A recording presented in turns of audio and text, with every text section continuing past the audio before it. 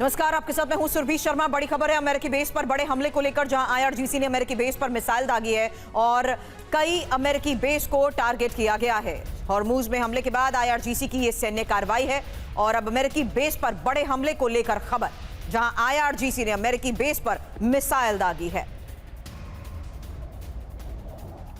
कई अमेरिकी बेस को टारगेट किया गया है।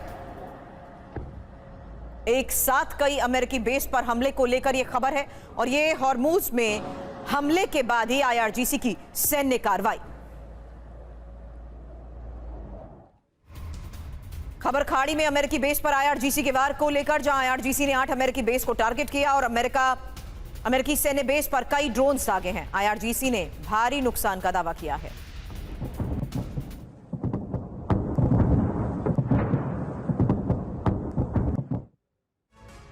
और अब बात ट्रंप नीति की, जिसने ईरान जंग में सुपर पावर की साख पर सवालिया निशान लगा दिया।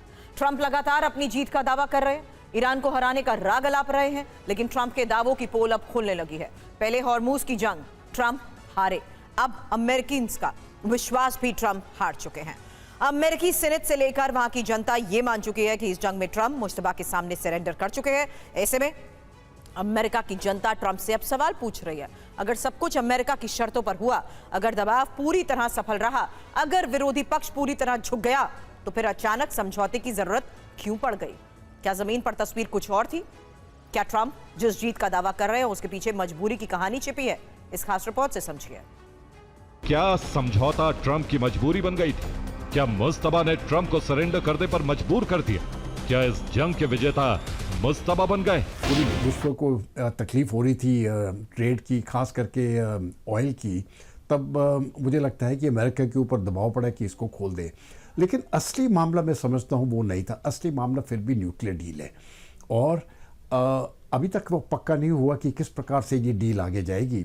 लेकिन मुझे लगता है कि अगर ईरान अपना न्यूक्लियर प्रोग्राम बंद कर दे और यूएन के इंस्पेक्टर्स जो होते हैं, वो इंस्पेक्शन करने के लिए ईरान मान जाए, तो मैं समझता हूँ कि जो बेसिक वॉर एम थी, जो भी अमेरिका की है और इजराइल की भी थी, कि ईरान बॉम्ब ना बनाए, वो मेरे ख्याल से अचीव हो गई है।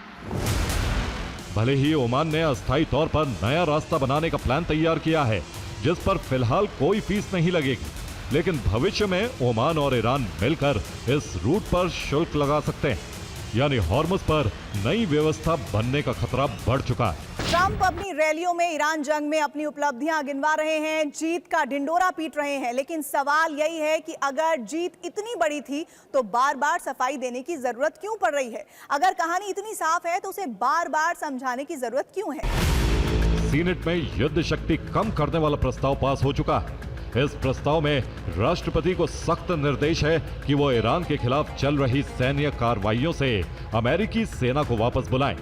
राष्ट्रपति तब तक ईरान के खिलाफ कोई नया सैन्य कदम नहीं उठा सकते जब तक कि अमेरिकी संसद आधिकारिक तौर पर युद्ध की घोषणा न कर दे। कोई भी प्रस्ताव पास होता है सेनेट में और हाउस में, ये अगर वो ट्रंप के विरुद्ध चला जाएगा, तो मुझे नहीं लगता है कि ट्रंप इस लड़ाई को जिस प्रकार से आगे ले जाना चाहता है वो ले जा सकता है।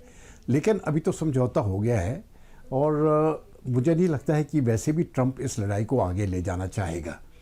तो सेनेट हो सकता है उसके फ्यूचर पास को, प्रेसिडेंट ट्रंप के फ्यूचर पास के ऊपर कुछ रोक लगाने की कोशिश करे, लेकिन इस समय पर मैं नहीं समझता हूँ कि उसका कोई फर्क पड़ने वाला है। अब ईरान जंग के बाद अमेरिका में ट्रंप की राजनीतिक शक्ति कमजोर होती जा रही है। कैसे? उसे समझिए। 3 जून को प्रतिनिधि सभा में ट्रंप की युद्ध शक्ति को कमजोर करने के लिए एक प्रस्ताव आया था। ये प्रस्ताव के पक्ष में यहां 215 वोट पड़े थे। प्रस्ताव पास हो गया था और हैरानी की बात यह है कि इसमें ट्रंप के 4 सांसदों ने उनके खिलाफ जाकर वोट किया। 23 जून को सीनेट में भी यही प्रस्ताव पेश हुआ। 100 सीटों वाली सीनेट में रिपब्लिकन के पास बहुमत है, उनके पास कुल 53 सांसद हैं, लेकिन फिर भी ट्रंप हार गए। प्रस्ताव के पक्ष में 50 वोट पड़े, जबकि प्रस्ताव के खिलाफ 48। लेकिन गौर करने वाली एक बात है, इस पूरी प्रक्रिया में ट्रंप के 4 सांसदों ने उनके खिलाफ वोट किया, जबकि एक सांसद वोट देने ही नहीं आया, जो साफ दर्शाता है कि ईरान जंग की वजह से ट्रंप के खिलाफ किस असंतोष की स्थिति है। साफ हो गया है कि ईरान जंग को लेकर रिपब्लिकन पार्टी में मतभेद। कांग्रेस की नाराजगी भी सामने आ गई। ऐसे में ट्रंप के विदेश नीति पर दबाव बढ़ गया। सीनेट में ट्रंप की हार का साफ संदेश है कि ईरान युद्ध को लेकर कांग्रेस का धैर्य जवाब दे रहा है और राष्ट्रपति की सैन्य शक्तियों पर सवाल पहले से कहीं ज्यादा तेज हो गए हैं। आने वाले दिनों में यह टकराव ट्रंप के लिए सबसे बड़ी चुनौती बनने वाला है। दरअसल अमेरिकी रक्षा मंत्रालय ने अमेरिकी कांग्रेस से अतिरिक्त सैन्य फंड की मांग की है। इस फंड में 80 अरब डॉलर की मांग, लेकिन अमेरिकी संसद इस पर सवाल उठा रहा है। अतिरिक्त फंड की जरूरत और इसके इस्तेमाल की जानकारी मांग रहा है। इस नए अमेरिकी सर्वे में दावा किया गया है कि 37% अमेरिकी ये मानते हैं कि अमेरिका ईरान समझौता ईरान के लिए फायदेमंद रहा है। 22% लोग इसे अमेरिका के लिए बेहतर मानते हैं। वहीं 41% लोगों का मानना है कि यह समझौता दोनों देशों के लिए बराबरी का रहा। यानी यहां भी मुस्तफा का पलड़ा ट्रंप के सामने भारी नजर आता है। ईरान की बात सिर्फ एक थी, वो चाहते थे कि वो रिजीम चेंज ना हो और सरेंडर नहीं करेंगे। तो वहाँ तक तो ठीक है, ईरान सफल हुआ है, रिजीम चेंज नहीं हुआ है और वो सरेंडर नहीं किया उन्होंने। लेकिन अगर आप देखेंगे मार तो फिर ईरान को ही पड़ी अभी तक तो, और जिस प्रकार से अभी लड़ाई चली है, लेकिन मार खाने के बावजूद ईरान ने सरेंडर नहीं किया। इसलिए लोग समझते हैं कि उन्होंने जीत हासिल की है। मैं नहीं समझता हूँ कि इसको मैं जीत हार और जीत के साथ इस समय पर मैं नहीं देखता हूँ ये। लेकिन ये ज़रूरी बात है कि अमेरिका की प्रेस्टीज थोड़ी कम हो चुकी है क्योंकि उनके वॉर एम्स बहुत ही ज़्यादा ऊंचे थे। ईरान जंग की वजह से न सिर्फ सुपर पावर की साख को झटका लगा, बल्कि डोनाल्ड ट्रंप अमेरिकी इतिहास के सबसे कमजोर राष्ट्रपति साबित हो गए हैं, क्योंकि ईरान जंग में जो सफलता की उम्मीद डोनाल्ड ट्रंप से थी उसका आधा भी हासिल नहीं कर पाए। नतीजा, अमेरिका को ईरानी शर्तों के सामने सरेंडर करना पड़ा और कैसे ट्रंप की नीति मुश्तबा की शक्ति के सामने नतमस्तक हो गई। आखिर हम ऐसा क्यों बोल रहे हैं, इस रिपोर्ट से समझिए। ट्रंप ने दावा किया कि ईरान अपने परमाणु ठिकानों के इंस्पेक्शन पर सहमत है, लेकिन ईरान ने इससे साफ इनकार कर दिया है। यानी परमाणु कार्यक्रम के मोर्चे पर भी मनचाहे नतीजे अमेरिका को नहीं मिले।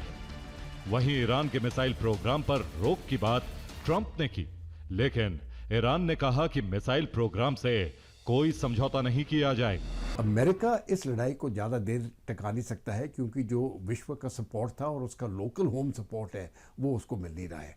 तो दोनों पक्ष चाहते हैं ये डील हो जाए। सिर्फ टर्म्स किस प्रकार की डील हो। अमेरिका पहले चाहता था कि ईरान सरेंडर कर दे और हम जो चाहें उसको मानना पड़ेगा। ईरान चाहता था कि वो अपनी इज्जत के साथ ये डील करेगा और ये मैं समझता हूँ यहाँ पर ईरान को फ़ायदा हुआ है।